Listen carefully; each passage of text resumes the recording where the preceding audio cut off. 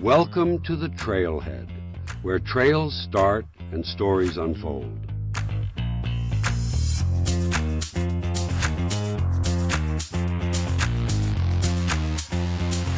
One, two, three.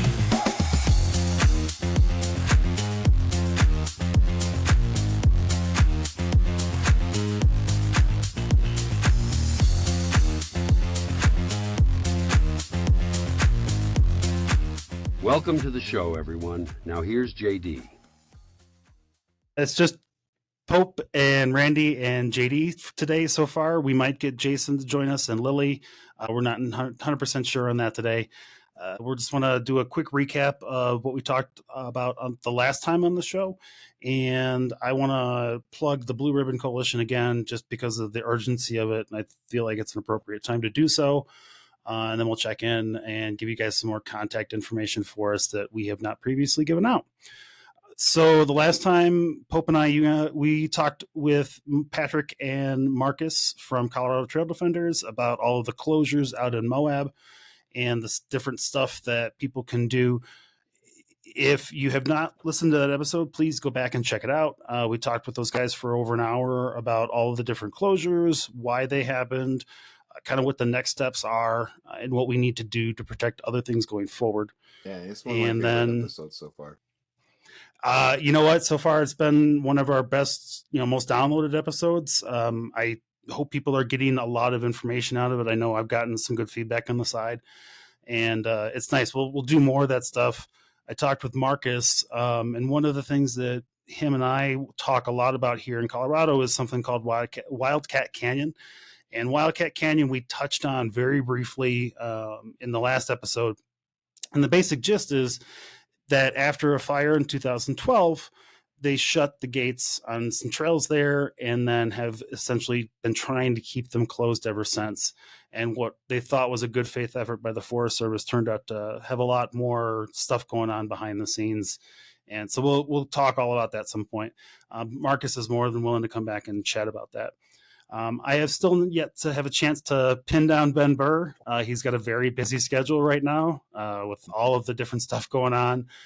But I will touch base with him. We're going to talk about the 30 by 30 agendas and all the rest of that stuff as well, because that stuff, Moab is important. I think it's going to be a flashpoint for us as a community, but there's a lot of other stuff in the works that we got to get ahead of. Let's see what else we got. I'm going to plug the Lost Trails book yet again. Lost Trails Guidebook is a collection of trails that are either lost now or will be lost soon if we don't do something about it. Check it out. It's got a bunch of really just cool pictures and information, and in the back it actually has straight up coordinates if you want to check out some of these really cool campsites before they're gone. So what else we want to go over? Yes. In the same...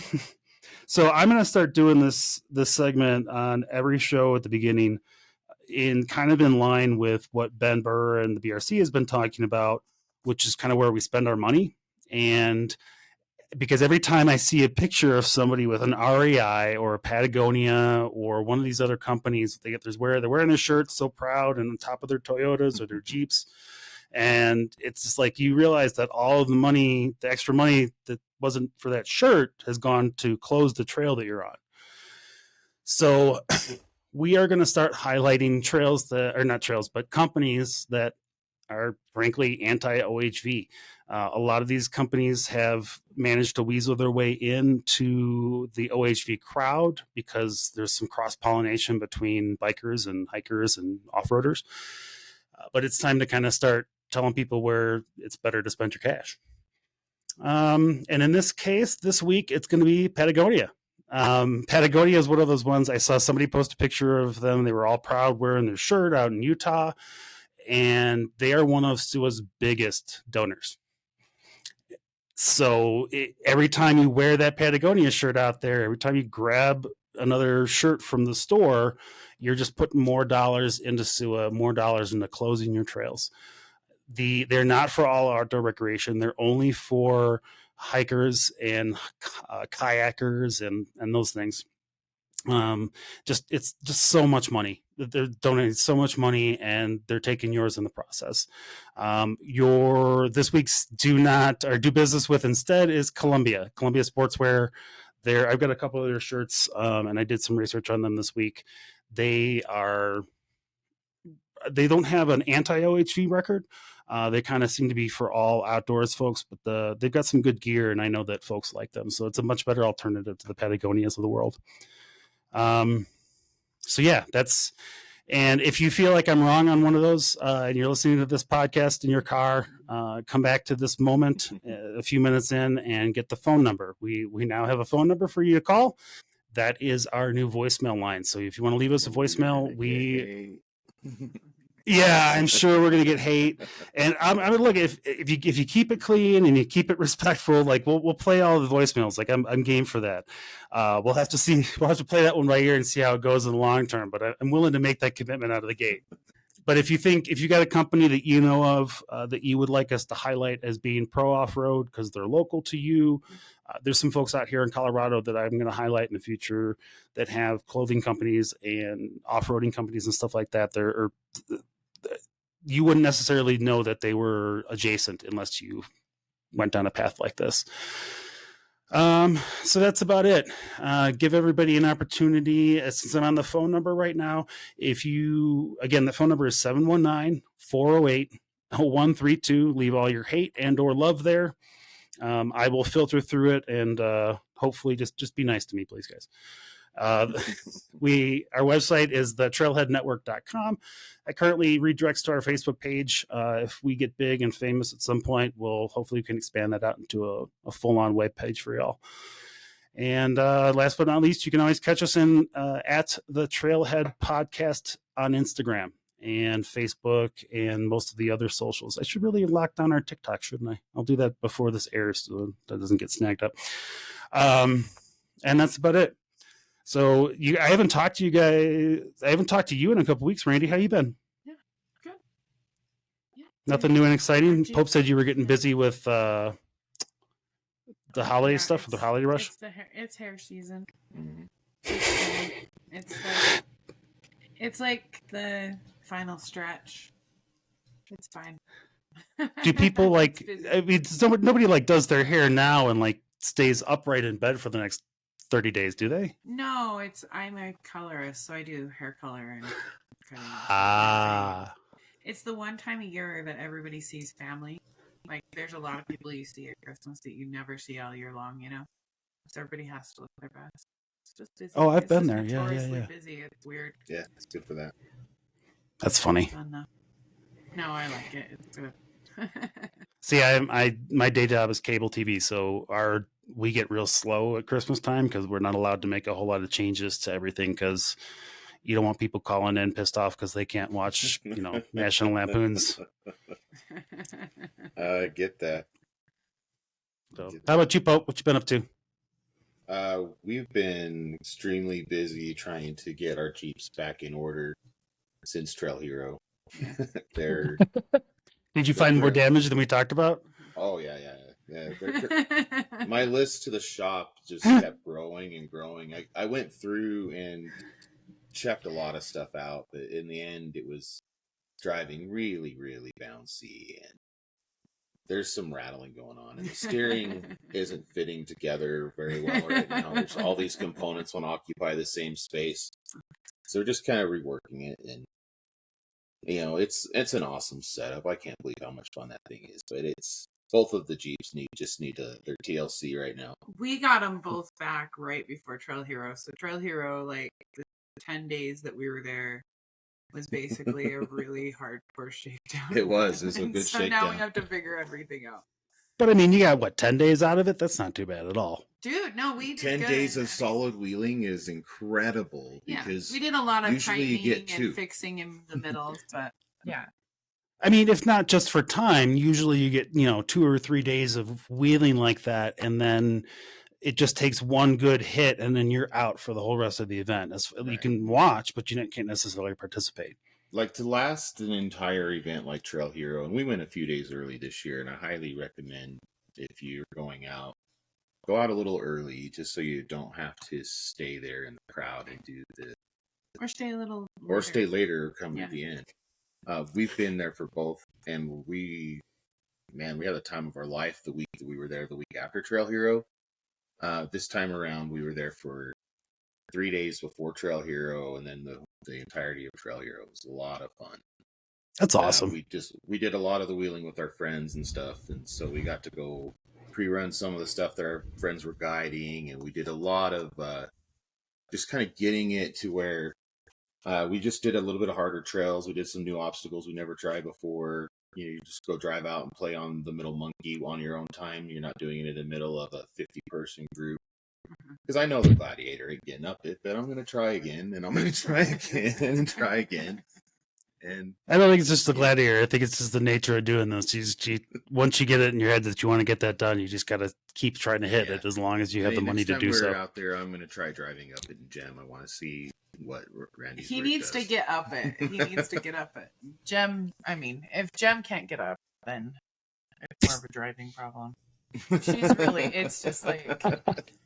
Randy is like, it's point and shoot with Randy. It is point and shoot with Gem. She's pretty much just... It's just, again, we're back to that wheelbase. That's why I can't get away from it. Yeah. So I thought we would kind of talk a little bit about Trail Hero as we started out. I think we would talk about what it is, what kind of event it is, and what it's benefiting. And then I kind of want to do like a little bit of there's 2 trails I really want to talk about. It's Sliplock Gulch, which is absolute blast. And we can do a little bit of a trail review on the maze as well. Okay. From our perspectives of it, what we want to talk about with these trails as we get into that part of the show, we want to kind of tell you what our recommendations are for what you need to do this trail. It's because there's like, they have their ratings, and if you look at the ratings, sometimes the ratings are a little extreme or a little excessive, and so we want to kind of put, at least from our perspective, we have rigs that can do them. And we've been out on trails with lots of people with different types of setups. And so I think as we're kind of starting to talk about it, we'll kind of mention that stuff as well. Okay. Yeah, we can get into it in just a hot second. Let me get this quick. I have one news article that I want to get out. It's just related to the last news article first. Yeah. So the Blue Ribbon Coalition announced a couple days ago that Senator Mike Lee from, let's see here. Let me just read this. This is easier. Senator Mike Lee, Republican from Utah, has introduced a bill aimed at safeguarding roads that were vital in shaping Utah's rich pioneer history.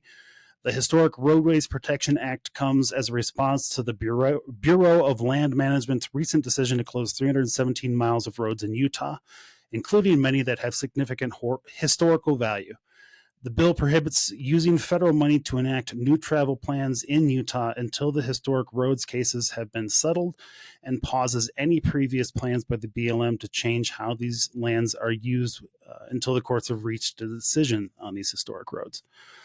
So I read a little bit more into this, and I haven't seen the verbiage of the bill. I'm kind of a politics junkie, so I'd be interested to see what it is. The gist of it is that he's going to try to get this included on any kind of future budget acts, essentially, and stop this process via the budget process, and then order a review of it. So, and then the review of it is essentially to say, hey, these are historic roads. They have value. Either they're mining roads or they're just cultural roads that people have been driving on for 100 years. And I know that if I were the person and if I was a constituent of Mike Lee, one of my major questions would be, I think it's fair to ask those questions, but I think what we talked about the last time with Marcus and Patrick were, there's just not a whole lot of science to back up that, these areas need bighorn sheep restoration or wildlife restoration, or anything like that. And I'm hoping that this is the kind of stuff that will start making that a requirement. So last, I'll do this. This is my last plug. I'll do one more at the end of the show. I don't want to kill you guys with it. Well, that was a good story. I wasn't actually aware of that with Mike Lee. And it's good that someone's in the Senate is taking leadership on this, but they could have done something sooner, but thank goodness they're doing something now. he's got a history of standing up against the BLM. He's actually stopped them on a couple of other things before as a lone objection to what they've been doing. As I recall, I think he and Mitt Romney called the head of the BLM an eco-terrorist. Yeah. Yeah, and I'm not a Mitt Romney fan per se, but I don't think he's the worst person in the world, and I feel like that's it's kind of a fair statement when he's from that state. He's from the state of Utah. He knows what that means. I'm looking, and I looked at this from the perspective of Colorado, because it's obviously it's my back door, right? And my backyard, excuse me. But I'm only a few miles from Georgetown and Idaho Springs and all the rest of these places that have miles and miles and miles of road. And just a couple of years ago, or actually a year and a half ago, 2 years ago, somebody tried to close down a historic trail out of Georgetown called Saxon Mountain. And we were able to kind of block that on a county road level versus Forest Service road and kind of play a little bit of legalese as well as some trail stewardship that we did there. But I would love to see something like this at a federal level that actually just blocks people from just unilaterally closing roads, especially when they have some sort of value that can be attributed to them like this. So hopefully, historical and mining roads are kind of important. They always have been. They're part of our culture, whether it be off-roading, even like people go out and camp on the off-road trails and stuff. So. Yeah, it's one of those things where, these roads have existed for hundreds of years, 100 years or more. I have a hard time understanding why there's suddenly an issue that are causing some sort of a environmental impact when most of the mining and stuff that would have caused any impact on those roads is long gone. It would be interesting to see additional challenges in addition to like the historical road things.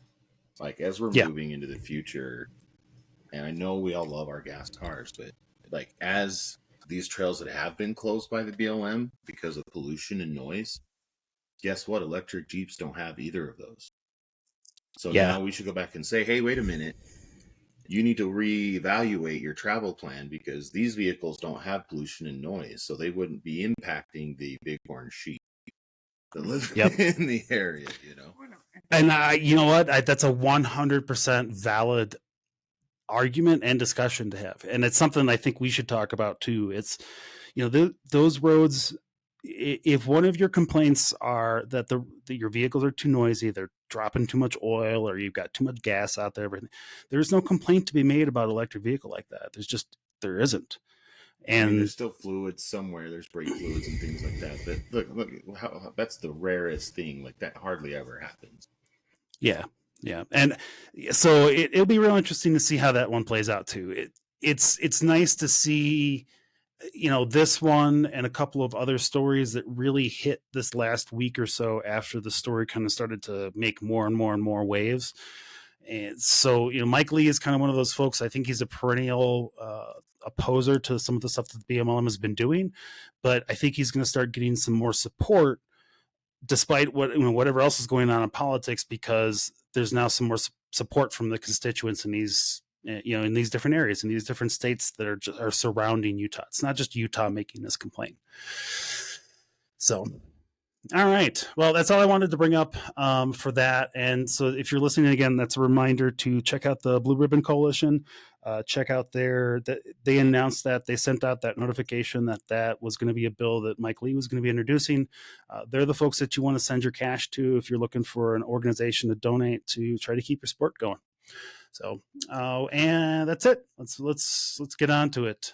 So today's main topic is we're going to catch up on Trail Hero before you guys are completely away from it. And we had a discussion. We spent almost 2 hours talking with Crystal Fulton from Sand Hollow 4x4, and that episode's actually going to air out of order because of some technical issues that we had on our end. But we wanted to talk a little bit about Trail Hero, and I am not by any means the expert on this, so I'm going to defer to you a lot, Pope and Randy. Like I need you guys to help fill me in here and a lot of this stuff. So I got what the website tells me. Expert this time.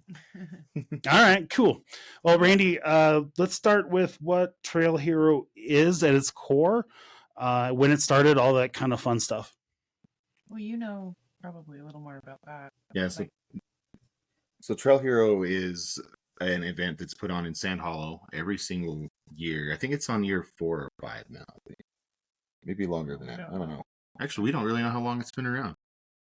We know we did our first one like 3 or 2 years ago, and it's a great event. It's put on to help benefit veterans and the handicapped, disabled. Like there's like one of they do a bunch of events. Like the veterans are allowed to come and hang out at the Trail Hero Music Fest just by showing that they're a veteran. Oh, nice. There's a lot of community outreach. There's a lot of charities that get money funneled to them through this. And one of the things that was fun to do, we didn't get to do it this time because we had a Jeep problem, but the kids run and the veterans runs are these runs that you have a child and a chaperone, and you go take them basically up through the sand dunes up to the top of the world, and they can choose which one of the Jeeps they want to go in. That's really fun. Okay. Yeah, the Right? the special needs run is the same type of a run. You get to choose which Jeep you want to go hang out with, and you get a ride in that Jeep all day. And there's a women's run and a veterans run, and so you can like hang out with these people all day and give them an experience that they've never experienced before. Yeah, it's a lot of fun. That's really nice. That's what it benefits, but what it is at its core is it's an off-roading event for all kinds of off-roaders. It brings together the side-by-sides, buggies, the moon buggy stuff like our friend Dave Wong drives. You've got, you can do some rock bouncing. Well, you bring rock bouncers, then you make them go slow, like they don't like to go. But there's something for everybody out there on that. But the best part of it is if you're kind of new and you're trying to get into off-roading, this is the kind of event to go to because you can sign up for a guided trail ride. And like our friend Crystal at Sand Hollow, 4x4 can kind of teach you how to wheel, but these kind of things kind of give you a little bit of a real life scenario. And you got a person who's explaining to you, here's how I want you to turn, here's how much gas to give it to you. You've got really good spotters going. It was a great way to be introduced to some serious rock crawling. Well, I think people underestimate sometimes how important, it's important to go out and get experience by yourself, and whether or not it's just, putting some tires on dirt someplace or not, but learning how your vehicle reacts to where you turn it when you're at a certain angle and being able to do that in a semi-controlled environment is a big deal for a lot of people. Well, and Sand Hollow is pretty intense. So to be able to have somebody like show you around, because it's very easy to get lost there. Yep. It's kind of very chaotic in a lot of ways, especially if you've never done sand dunes before. That's the cool part is you've got sand dunes, you've got rocks, you've got all kinds of things. So, so these people are kind of teaching you how to do the dunes. You're in an environment where a lot of people are going through there and doing, basically you do extreme rock. You have everything from extreme rock crawling to just bahaan through the desert, and it's a great time. And so this is our first actual one that we were there was last year. The year before that, we were there the week after. We had a chance to hang out with our friends Crystal and TJ and some other people after that. Yeah, it was kind of fun. It was a really fun trip. And so then last year we went just for the Trail Hero part. I think we did the last 4 days or something. We skipped. We didn't do any extra stuff. We only did the extra first 3 days. And all our friends were like, if they didn't sign up for trails with us, they were busy. They were just slammed. They were either working in a booth. It's crazy. It's crazy. Our friend Chelsea was in the Blue Ribbon Coalition booth that year. And she was working her butt off the whole time. Her Jeep was on display there, and it's just a lot of our friends are involved in this industry in a weird way that we never expected any of our friends would be because we were just nobodies. No, and that's the thing is that's how those things start though, is that you end up getting involved in those things and you end up just slowly but surely start getting incorporated into those events. And the next thing you know, you're working the booth and spending your entire week doing all that stuff. Yeah.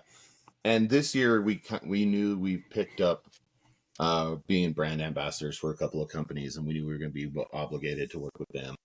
And which is fun. Which You is get to fun. see everybody. And we love hanging out with the Motoville crew and the Easy Flake crew. They're a lot of fun to hang out with. But, we actually knew we had to set aside time to make sure we had time to do that. So we're there early. We played, and we got to play with those groups. We did 2 or 3 guided trails this time, and the guided trails are just, it's nuts because you will see people who are just from every skill level. Like there's on Slip Lock Gulch, we had like people with a buggy on it, and then you also had people with like almost a stock Jeep, right, playing on it, and everybody was able to have a great time. It was a lot of fun. And let's be clear to anybody listening, and I know I have never been on St. Hello, but it seems to me like one of those places that you probably shouldn't be there alone normally, even if you're an experienced person. But if you've never driven in an environment like that, I'm guessing you should not be there at all by yourself. No, I think that's what's so great about some of these events. Like you've got Trail Hero, and then you've got Winter 4x4 coming up that we're really excited about. Sand Hollow's 2 totally different places. Winter 4x4, it's cold and wet, and that rock is no longer Velcro. It's like a slip and slide, and it's really fun that way.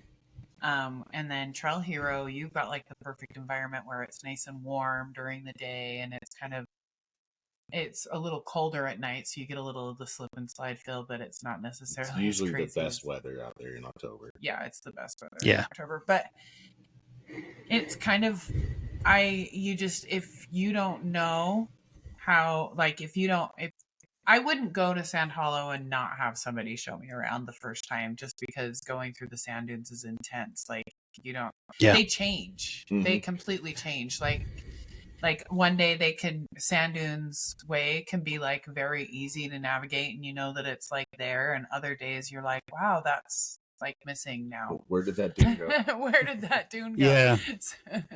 So it's a very interesting place, and so it's definitely, that's probably why we're always like, go out with somebody. Well, I think for the dune area, I think I don't, and I encountered this when I went to Nevada, and in Colorado, when it gets in the spring and in the fall, when the snow lands or when the snow is melting, we have kind of a little bit of muddy season. We don't really have a hardcore mudding season. We don't get mud like we do on the East Coast or in the South. But there's a little bit of mud, but it's not treacherous. It's going to be a little bit of water. There is rock at the bottom of it underneath it in most cases. There are some exceptions to those rules here. In Nevada, though, I was out there and found myself unable to get anywhere in very little water and dirt that had just mixed into this silty kind of my wife described it as something out of like high school clay class, where you got that silty stuff that you had. I couldn't get any traction. I couldn't, lockers didn't help. Nothing helped whatsoever. I had to get pulled out. I had no idea. I was by myself, and it's one of those times where I'm just like, I should have known better in the first place. We'll get that part out of the way. But more importantly, the reason why I bring it up is because I don't know how my Jeep would handle sand. I know it's a 2-door. I expect it to be lighter. I expect it to be easy to kind of traverse most places. But I've never driven it out there before. Problem. We never did it before the first time we were out there. And the person we're with is like, yeah, you want to go like 40 through it? I'm like, 40? Are you freaking kidding me? That's scary as heck. Yeah, exactly. And the other thing that people don't really realize when they go out and try to drive in these dunes, you got to air down. That is the most important part of driving on top of the sand.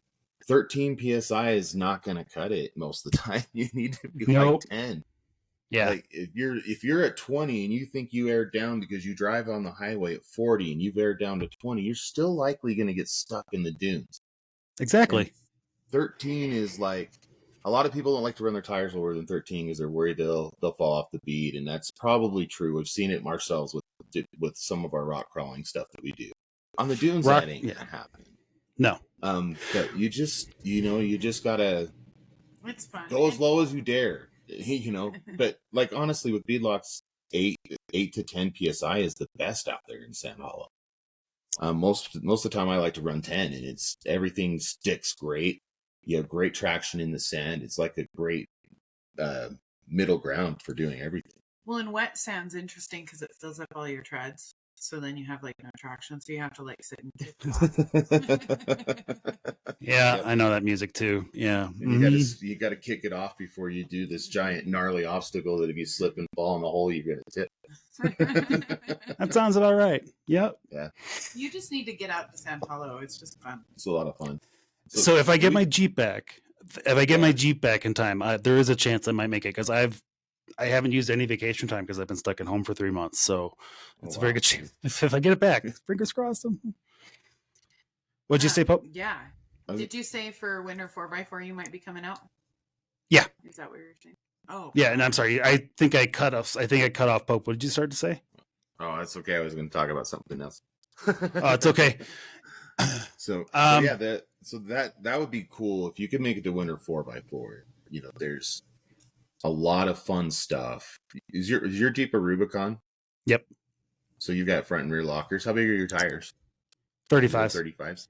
Yeah. So Slip Lock Gulch would be a blast it would be for so your fun Jeep. to take you on. It's a 6. Would be fun. It's a It's 6. a solid All right. 6.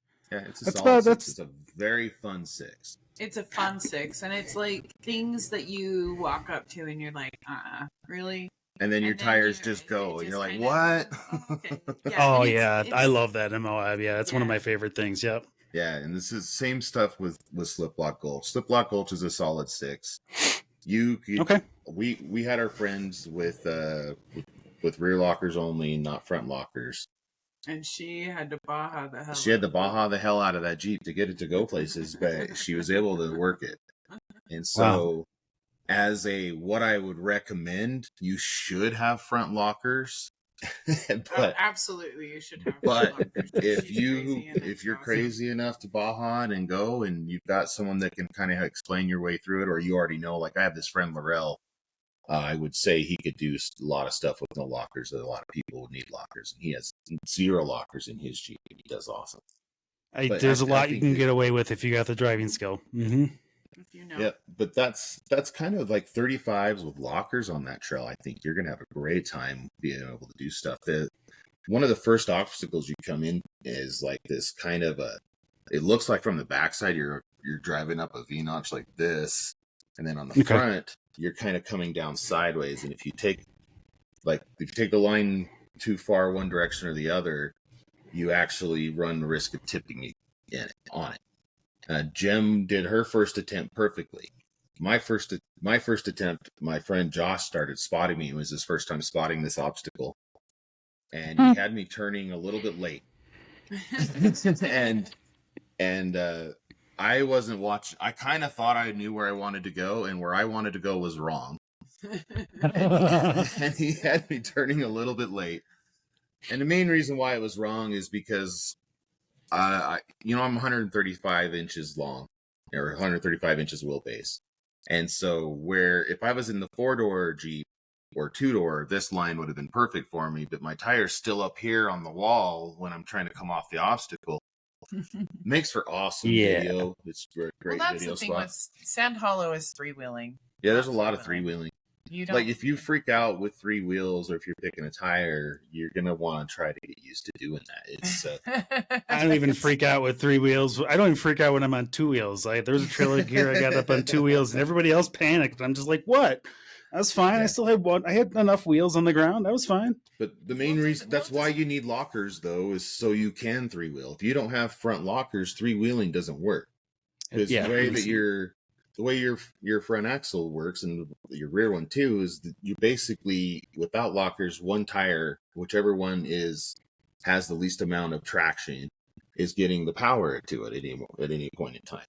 So when you go up in the air and you're trying to 3-wheel, that tire that's on the ground loses its traction or loses the power, and then the traction switches to the guy that's in the air. And so you're not able to keep that continuous momentum. So when your lockers are on, both the tires move together, and you're able to do that three-wheeling stuff because your car can stay level and keep you moving forward, and you don't lose your stuff. You don't have to bump to get over it or do any sketchy stuff. So Nice. that's the main benefit of it. But that's why, and that in Sand Hollow we do that all the time. It's just part of the terrain, and there's a lot of holes. How you didn't replace any mirrors in Trailhead this year, right? You didn't have to. I certainly did, or I need to. Yeah. So on this trail, both of us had some sketchy encounters on Hardtop Alley, which is at the end. There's a waterfall in the middle of it called Horseshoe Falls, and the way that they explained it to us was to line up, kind of point at this sign, and kind of just gas it. And the first couple of attempts that we did it, Randy just like bounced his most violent. I went 3 bounces. Bounces. And the second time I did it, because we did it twice at Trail Hero, it's a fun trail. You can crawl that. You don't have to bounce up that. You didn't have to like, bounce I heard Spotter's like, oh, do you want to try it the fun way? And I was like, sure. He's like, here's the fun way. You're going to bounce 3 times. He's like, each time you bounce, it moves you. Yeah, he's like, you're going to bounce 3 times, and you're going to kind of come over, and then when you get to this spot, make sure you turn driver. Yeah, you kind of turn driver. And I was like, all right. And you do. It's like, boom, and it kind of forces you to turn driver anyway. But yeah. I mean, I feel like I would just be turn of the wheel every which way at that point. I wouldn't have any regard for my own safety. Our friend Joe in her Jeep without front lockers bounced up, and she's like going like this inside that car to get it. It was just amazing. She made a show of it. She made a show of it. She stayed in it. That was the only thing she had to do was stay in it. You just have to stay in it. And try not to hit the sign. Well, and it's kind of, you don't need to do that. But you can crawl that out. If you have front lockers, you can crawl it. Yeah. Wow, you sounded so bored when you said that. Now that you've done it, bouncing it, like you're like, yeah, you can crawl it, but you know that's really peasant level stuff. Probably no. It was more of like, I think that you should crawl it. I don't think bouncing up it should be the option. Like that shouldn't be the standard go-to for most people. It shouldn't be the standard go-to. Is to like fly up it. I mean, it's fun that way. It's really fun. Yeah, flying up it is fun. It's crazy. It doesn't have to be done that way. You can actually. Well, when you're bouncing like that too, then you're inevitably making stuff that you guys are going to have to fix. Yeah. And when our friend Aaron's there, which he was there this time, he's a terrible influence. He's a terrible influence. He like tells you the fun ways to go do the approach some of these things. So this trail has a few cool walls. It has the Horseshoe Falls, but the thing that gets everybody on this trail is Hardtop Alley. Okay. And Hardtop Alley has a extreme climb on the left side of it that you can do. It has a bypass, which is good to do, and then you have the middle, which is the actual Hardtop Alley part.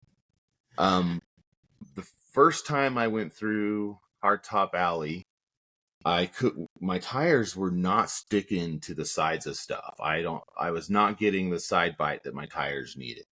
And well, one of that episode where I was talking trash on my Nittos was actually I was having PTSD from this specific thing. I can understand how that would cause me to feel that way. So we're going on this obstacle, and I'm trying to climb the wall and get it higher and higher, and it keeps sliding down. And so for some reason, I end up the other way, and my tire slides down the other way, and the mirror hits the side. The passenger mirror breaks into like 3 pieces, and the mirror itself doesn't break. It just falls on the ground and lands in the sand, and the plastic case just kind of busted apart. So I stuck it all back together, and it's taped with duct tape right now. When I get it back from our shop, I'm gonna probably just epoxy it and call it good, because it's good for at least one more smash after that. I mean, there is like at that point you may as well just like take the old ones off, buy yourself a new pair, and the next time you do Trail Hero, then you just put on the crap ones that you know you're gonna smash at some point in the week. Yeah, and that thing gets your hard top. If you try the other side, you will end up banging your top on the wall. You just have to kind of stay in the right spot. If you get too bound up or whatever, then that's where you're in trouble. So what I ended up doing was getting my back tire. I climbed really high on the wall on the driver's side, which seems so funny to do. And I got the back tire to kind of climb with me when I got through it and didn't tip over. Then the second time it was way drier, and I just drove straight through the middle line. It's like easy. And it was just difficult because it's wet. Like you can add 1 or 2 levels of trail difficulty because something's wet. So suddenly your double Sammy becomes an 8. Well, it's already an 8, kind of. So it's a 7. Yeah. So double Sammy kind of becomes an 8 or a 9. 8 is realistic when it's wet. It does not take much. Does not take much moisture out there to change those trails in a heartbeat. Which is, I should know this week whether or not the Jeep is salvageable, which I almost positive that it is now. Now it's a matter of coming up with a plan, and then if this continues to pan out the way I hope it's going to pan out, then the repair time should be a lot faster too. So we'll see. I'm trying not to stress about it, but it's my Jeep, and I miss it. I haven't driven it in 3 months. It's people don't understand who. When you drive it a lot, they don't understand when it's like gone, and it's like, almost feels like a piece of you is missing. Jeeps are different than normal cars. Like you miss them more when they're. I mean, yeah, I think like any kind of a specialized car. Like my wife has a sports car; she's got a Camaro, and I like. Don't get me wrong, I like driving it. It's fun, it's fast, but it's low and it's wide and it's long, and I don't really care for it in like terms of comfort and everything else like that. But she feels the same way. She had to have hers repaired, and it was locked up for a couple of weeks while they got that done, and she felt the same way. And I'm just like, like multiply that times 8, and that's where I'm at right now. So I miss the Jeep. It's one of the nice things about just having Jeeps is the ability to customize them so hard. So you get the internal stuff, and we're going to do an episode on like our favorite gear and stuff like that. I love my dash. Like I've got a digital dash and all this kind of crap, and I miss it. I want to drive it, and I really want to wheel. I haven't wheeled since July, and it's starting to get to me. So it starts making you feel weird. Like you just kind of you get a little depressed. Yeah, it's weird. And I think it's a pure sign of addiction, but it's fine. I'm trying to tell my mom it's fine. It's fine. It's fine. I swear to God, I can handle it. I can control it. I'm good. Y'all got any more of them Jeeps? Real bad and scratching myself a lot. Yeah. Y'all got any more of that 4x4 action? So yeah, it's well, we'll get there.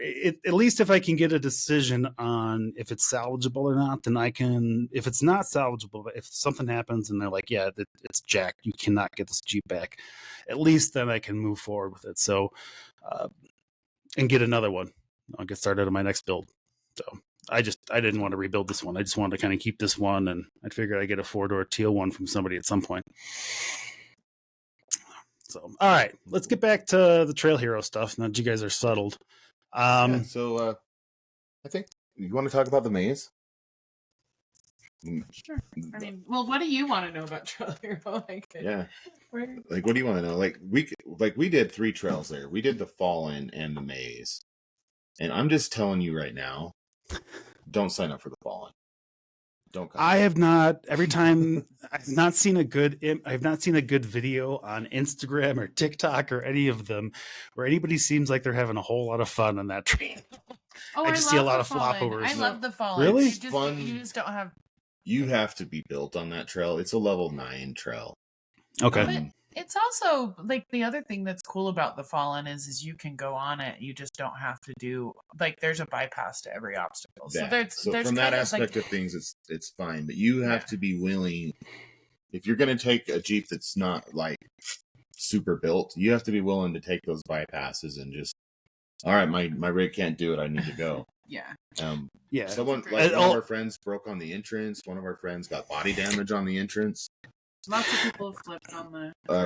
Yeah, we have. There's a V notch right before the Z turn, and our friend Josie was like all bound up. Our friend Ralph was all bound up.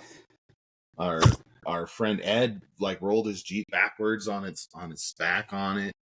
Ouch. Like it was, the trail was intense, It's a good time. It's a good time, but the part of the problems with that trail, it's a level 9, so you really need to have your hydraulic assist. You gotta have upgraded steering, or things are gonna break. You gotta have those upgraded beefier components, because you're putting so much tension and torque on stuff that it just busts. What's that hydraulic assist doing for you? So most of the time when you're in, like, even in a stock Jeep, if you're out wheeling and you air down to like 12, 15 psi, you start finding you can't turn, especially if you're on an obstacle. And when you're locked, you can't turn at all. Right. And so what the hydraulic assist is doing is it actually has a hydraulic pump. It's using the hydraulic pump to physically move your tires for you. It moves. It's like hooks up onto the tire rod, and it's pushing your tire from one side to the other with hydraulic power. And if it doesn't go, you don't keep turning. Yeah, it's strong enough to like. It's strong enough to like, if I put my Jeep up next to the house and I move my tire, it's going to push the Jeep all the way over. It's strong enough to move like another 6,000-pound Jeep. Yeah, it's right. He's turned his wheel into I've actually moved Randy's Jeep out of my way with my tire while I was trying to get into the driveway because it was. See, that's why I can't be trusted with that kind of power. I can't. I can't. But on a trail like in Sand Hollow, and what it's doing is when you've got to be able to maneuver through these obstacles, and so you've got to be able to turn your steering wheel without like forcing it. We had someone leaning out of our friend Josie's Jeep, grabbing the steering wheel, and you're going to bust the stuff. It doesn't move that way for a reason. You're going to bust things that way. We bent the pitman arm on Randy's Jeep before she got hydraulic assist, doing silly stuff like that. Well, we were on the Fallen. Yeah, we were on the Fallen. And that's when I went. That's why I'm saying this, because we've driven a Jeep with 37s and no hydro assist on the Fallen. It sucks. It's pretty fun. But it's not going to be like, if you're into like having a hard day and making everyone else around you have a hard day, then yeah, you're going to have a lot of fun on it. Well, that was the thing is I had the Apex steering boost. You did have the Apex steering boost. So that helped a lot. When I went on there, the first time I went on it, but I came off the trail with my steering wheel upside down. Completely upside down, and a bent pitman arm. And basically, you just want better steering. But it's a great trail, and it's a really fun time. And when you're set up right, it goes really smooth and it's really fun. Even when you're set up mostly right, like when I was you're gonna have a pretty decent time with it. Like there was a Gladiator that had only the King steering stabilizer, which doesn't do anything in this situation of what we're doing. So he just has replaced the stock Ram with the King, which makes your driving way better. But in this situation, it's not doing anything. But he even was able to get through most of the Fallen. Did you break on that? He didn't break on the Fallen. He broke on the Maze the next day. But he got through most of the stuff. He did everything on the Fallen. The Z-turn, everything but the crack at the end. The Gladiators were having a rough time getting lined up with the crack at the end. It's terrifying in a Gladiator to do that. So you have to back up and be like 37, 38 degrees. Like you feel like you're going to tip and like you're about to dump it. While you're trying to go around that corner? Yeah, where you're trying to back into the corner to get up the crack. Just to back into the corner. I did it last year. Oh, I see what you're saying. I did it last year with a 4x4 with different tires, and I really trusted the spotter because it was Truck Converse, and I was able to trust him to get me up there. Plus, I saw him get another Gladiator up there first. That helps too, right? Right. I always monkey see, monkey Matt do. Go first. I'm like, Matt, you go first. Let me see if this is going to work. See, like I know you tell me that people have done this before, but I feel a lot better if I just actually saw this with my two eyes. Yeah, and so seeing my friend Matt do it, I'm like, okay, I can definitely do it. I know Chuck's not going to tip me over. I can trust him. This time we were out there with people I didn't wheel with before. I'm not familiar with them, and I was kind of just a little bit on edge about my tires being slippery, So I just kind of like decided that I started even trying to line up for it, and I'm just like, man, I just don't feel like I like it right now. I got these new shocks. I don't know what my setup's gonna do. Yeah. And I don't know if I could have done it if Chuck was there. I might have felt a lot more better about it because I know we've done it together before, so it's easier to do that. But in this case, I was just like, yeah, I'm not like it. I'm not even feeling like I want to do it. Like I didn't want to do it. And so, That's okay. See, when you tell me these kinds of things, it makes me more willing to trust you when we go out on these kinds of trails. When you tell me whether and I can or can't do something, because I have the two extremes. I am often way too willing to do shit I shouldn't do, and also not willing to do stuff that I should do. Like I still regret the fact I have not done Hell's Gate yet. I was there. I should have done it. It's an easy walk up. I could have done it stock. Well, like you've seen though, you can get tipped over. Like our friend Ski Jeep, he was in the truck with his daughter, and she rolled the Gladiator in it. Oh, that was the white. Who was it? Was that Arctic Mojave? Yeah. Was that Arctic Mojave? That was somebody else. No, that one was Ski Jeep. Also, the Tread Craig guy. Oh, Tread Craig. That's right. Yeah. I met him out at the. Yep. Yeah, I saw that video and I was just like, well, I know she's been up that before, so that's one I actually rewatched a bunch of times because it just made me laugh. And his daughter's like, hi, we're on our side. I rolled the truck. I'm just like, well, and side note, I started listening to it back and I'm like, I'm not so sure that this wasn't a spotting issue so much as it was a driver issue. So yeah. Then that's usually, I mean, if you're someone spotting you, when I got tipped over on my side on it, it was because the spotter was telling me to go passenger when he meant driver. Yeah. And he kept saying passenger, and I kept turning more and more passengers. I'm driving up the hill. I felt like he was giving her all kinds of different opposing directions. I'm just like, you got to pick a lane for her to go or she's going to tip it. I honestly think it's easier to spot from outside of it at the top than it is to be inside. It's easier to spot from outside, but also like you are going past, you are zigzagging up it a little bit. Yeah. And so I don't know. Who knows? It's pretty funny. No, that's where I would use it can happen anywhere. Oh yeah, 100%. Right. Yeah, no. Like we went out this year with our friends during EJS, and we did Hell's Gate, and they didn't believe me. They thought I was joking. I'm like, I have never done this before without tipping on it. and then I got Did up. You manage to not tip on it this time? That was my first time doing it right. And they're like, "What? You were serious?" I'm like, "Yeah." Awesome. Little victories. Well, and with a front camera, I mean, it's super easy. You just watch the V. Mm-hmm. Is that what you were saying with the front? Do you have a front-facing camera? We need to get front-facing cameras on our Jeeps. I don't. It's actually my next major upgrade that I plan on doing. And assuming that I keep the yellow Jeep, I just found out that the company that makes my dash and radio has now made a camera system to go along with it that plugs right into the existing stuff. Do you have that cool dash that goes all the way across who has it? Los Angeles Jeep has it. It's called the company's called Caraboter, and I have the JK version, which is my dash and my radio are actually two separate pieces because the JK doesn't have that whole full piece that goes across. But the new ones, the ones for the trucks and for the JLs, have just one giant screen from side to side. It's gorgeous. It looks so cool. So pretty. Yeah, there's one of the guys that's in one of my like exchange groups on Instagram. He's that's Los Angeles Jeep. He has that in his Jeep. I think it is my favorite unnecessary upgrade by far.